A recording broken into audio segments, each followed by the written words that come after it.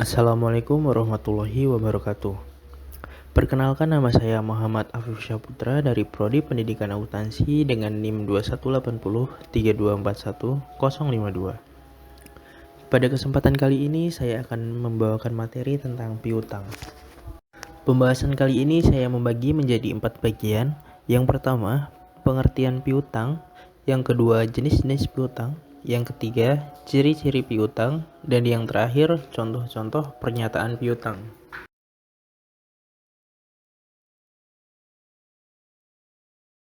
Bab 1. Pengertian piutang. Piutang adalah suatu hak pembayaran milik perusahaan terhadap suatu pihak karena telah menerima produk atau jasa, namun belum membayarnya dengan lunas. Di dunia akuntansi sendiri, pengertian piutang adalah hak pembayaran yang legal ditagih atas produk atau jasa dengan pembayaran tidak tuntas di periode tutup buku. Piutang adalah jenis aktiva termasuk dalam aset lancar. Oleh karena itu, proses pembayarannya harus jelas dan sesuai tempo.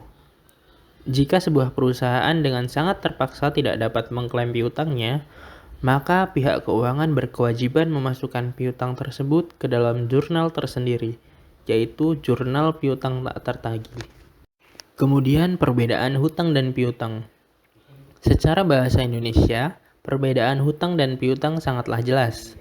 Hutang merupakan kewajiban pembayaran atas jasa yang telah diterima, sedangkan piutang berarti sebaliknya. Akan tetapi, dalam proses pelaporan keuangan, perbedaan hutang dan piutang perlu dilihat dari berbagai aspek.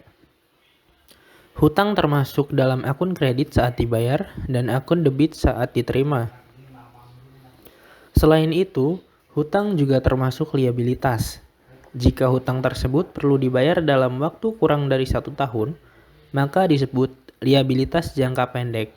Sebaliknya, jika jatuh tempo hutang lebih dari 1 tahun, maka sebutannya adalah liabilitas jangka panjang. Sementara itu, piutang adalah hak pembayaran atas jasa yang sudah dilakukan perusahaan. Saat perusahaan mengeluarkan piutang, pencatatannya masuk dalam akun kredit. Sedangkan saat piutang dibayar, akunnya pun dipindah menjadi debit. Dari segi laporan neraca, piutang termasuk dalam aset lancar.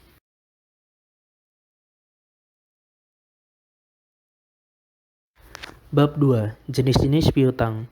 Setelah membahas pengertian piutang dan perbedaannya dengan hutang, kali ini kita akan membahas jenis-jenis piutang. Berdasarkan model transaksinya, piutang memiliki beberapa klasifikasi. Selengkapnya tentang jenis-jenis piutang adalah sebagai berikut. Yang pertama, piutang usaha atau dagang. Piutang usaha adalah piutang karena penundaan pembayaran oleh konsumen yang telah menerima produk atau jasa. Piutang usaha juga sering dikenal dengan istilah piutang dagang, karena terjadinya disebabkan oleh transaksi jual beli antara produsen dan konsumen.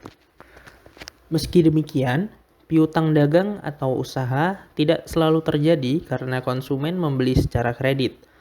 Beberapa faktor lain penyebab terjadinya piutang usaha adalah pre-order barang, sistem distribusi stok retail, dan cicilan menggunakan pihak ketiga. Piutang usaha adalah piutang tanpa mensyaratkan bunga, dan proses pengembaliannya bervariasi antara beberapa hari sampai beberapa bulan. Yang kedua, piutang wesel. Berbeda dengan piutang dagang, piutang wesel adalah piutang yang terjadi dengan kesepakatan antara kreditur dan debitur.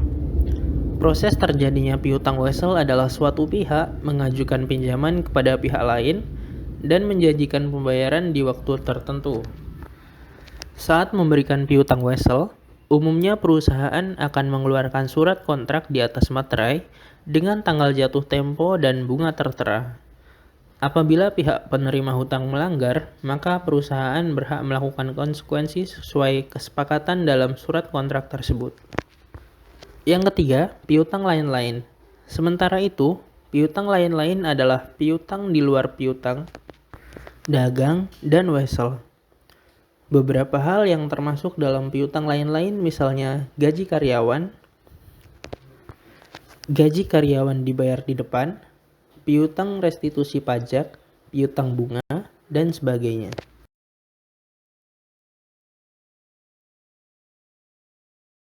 Bab 3. Ciri-ciri piutang.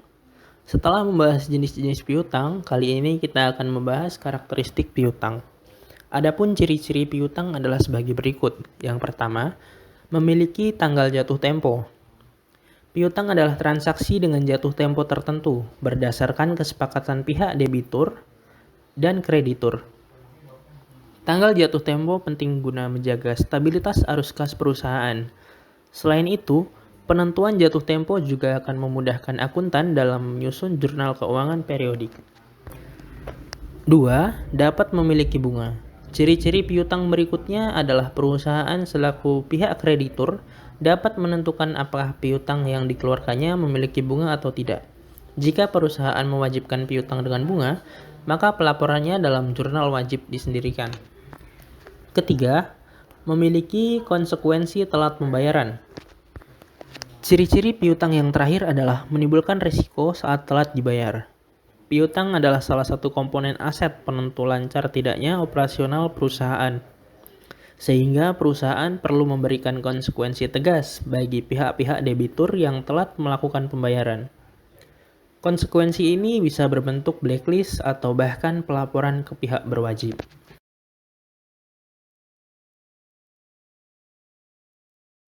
Bab 4. Contoh-contoh pernyataan piutang.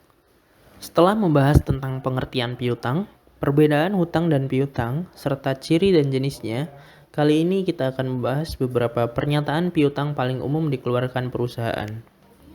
Contoh-contoh pernyataan piutang adalah sebagai berikut. Yang pertama, pernyataan saldo akhir bulan. Pernyataan saldo akhir bulan adalah bentuk pernyataan piutang berupa jumlah sisa hutang yang perlu dibayarkan debitur di periode-periode berikutnya. Selain sebagai tanda pembayaran, pernyataan saldo akhir bulan juga digunakan sebagai pengingat jumlah sisa hutang dan tanggal jatuh tempo hutang wajib lunas.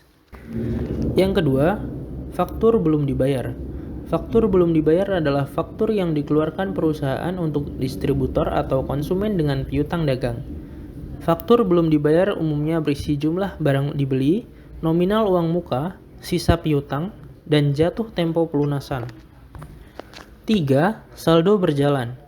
Saldo berjalan adalah pernyataan piutang yang dibuat akuntan khusus untuk internal perusahaan. Melalui pencantuman piutang sebagai saldo berjalan, pihak-pihak stakeholder perusahaan dapat memantau progres pelunasan piutang dan memperkirakan kapan piutang tersebut lunas dibayar. Baik, sekian materi yang bisa saya sampaikan. Kurang lebihnya mohon maaf. Wassalamualaikum warahmatullahi wabarakatuh.